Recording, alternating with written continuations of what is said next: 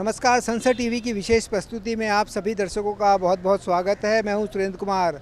आज हमारे साथ बेहद ही खास मेहमान मौजूद हैं। हमारे साथ मौजूद हैं उत्तर प्रदेश के पूर्व मुख्यमंत्री, कई संसदीय समितियों के अध्यक्ष रह चुके जगदम्बिका पाल जी। सर, संसद टीवी पर आपका बहुत बहुत धन्यवाद, शुक्रिया। पहला सवाल सर, आपका इतना लंबा अनुभव रहा है, कैसे देखते हैं अपने इन कार्यकालों को, और ये बीते एक साल में जो आपने अपने क्षेत्र के लिए किया उसको आप कैसे बताना चाहेंगे? 18वीं लोकसभा में देश की जनता ने जिन अपेक्षाओं से किसी को भी जनप्रतिनिधि के रूप में चुना है, किसी भी दल का वो सांसद हो, लेकिन इसके बावजूद जिस तरह से 18वीं लोकसभा के सदन में लगातार जब से चुनाव हुआ, फ्राइडे प्राइवेट मेंबर बिल होता था या रिजोल्यूशन होता था।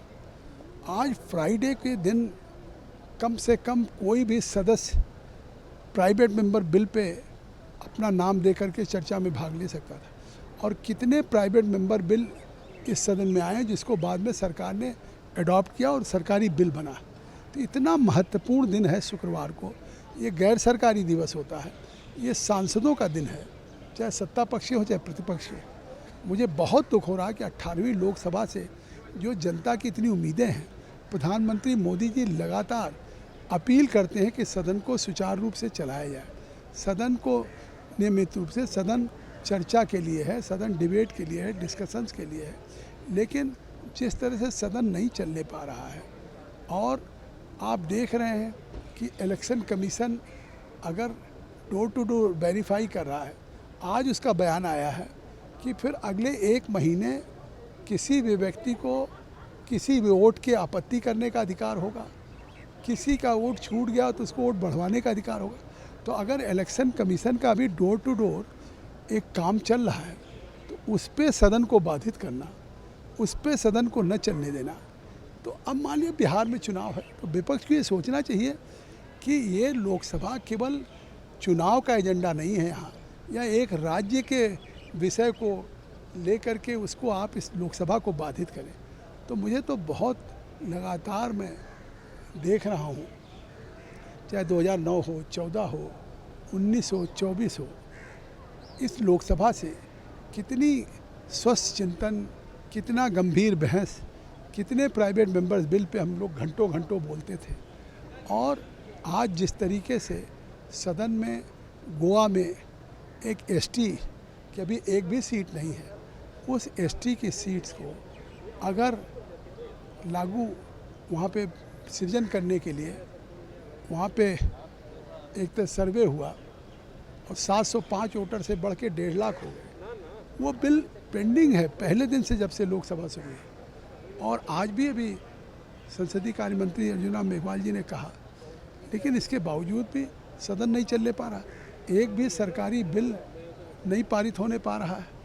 तो आखिर आप कल्पना करिए कि ये सरकारी बिल जिस तरीके से देश की जनता के भावनाओं को प्रतिबिंबित करने वाले हैं और वो बिल न पारित हो, तो मुझे लगता है ये चिंता का विषय है। मैं तो एक ऐसा हूँ जो हमेशा 100% इस सदन में रहता हूँ और पूरे दिन सदन की कार्रवाई में बैठता हूँ, लेकिन देश की जनता के प्रति हम लोग जवाबदेह हैं, देश की जनता की अपेक्षाएँ हैं। आज विपक्ष को सोचना चाहिए कि यहाँ पे इस तरह की कार्रवाई से उस अपने क्षेत्र में जनता को क्या जवाब देंगे। और स्वस्थ मजबूत लोकतंत्र के लिए जितनी सदन में चर्चा होगी, उसका फ़ायदा लोकतंत्र को भी होगा, देश की जनता को भी होगा। सर, अगर हम बात करें 2047 के विकसित भारत की, ऐसे में कहाँ पाते हैं आप अपने क्षेत्र को, संसदीय क्षेत्र को? ये हमारे यहाँ तो पिछले 10 सालों में बहुत काम हुआ। नई रेल लाइन हुई जो असंभव था, और मेडिकल कॉलेज हुआ, नर्सिंग इंस्टीट्यूट हुआ, नेशनल हाईवे 2 हुए।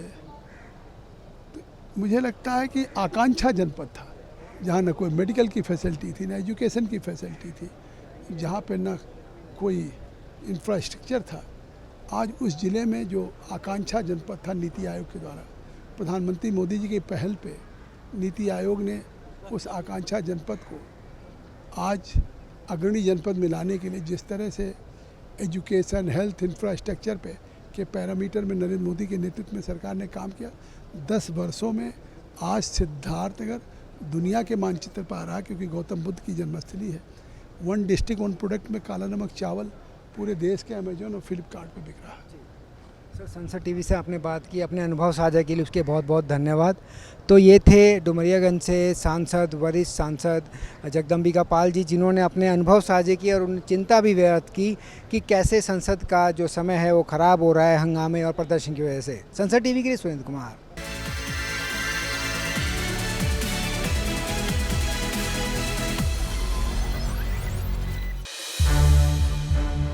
संसद टीवी के और भी प्रोग्राम्स देखने के लिए सब्सक्राइब करें हमारा YouTube चैनल और हाँ, इन्हें लाइक और शेयर करना ना भूलें।